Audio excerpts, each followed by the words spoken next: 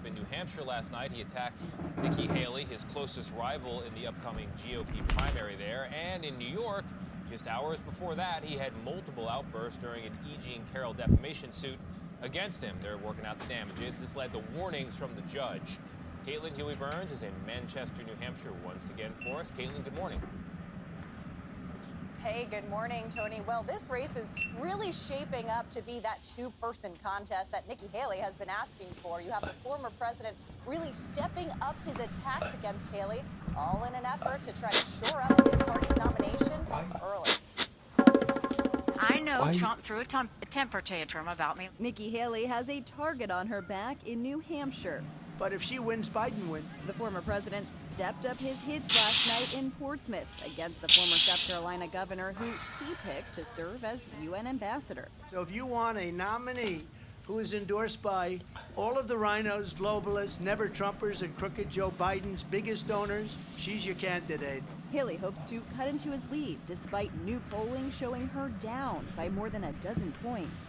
She's been urging voters to turn the page, describing Trump as all breaking, no fixing, all vendetta, no vision. Yo, Trump! Before last night's rally, Trump appeared again in a Manhattan courtroom for his second defamation trial, where a judge issued him a warning to stop his verbal outbursts during author E. Jean Carroll's testimony or he'd be ejected. It's ridiculous. They should be thrown out.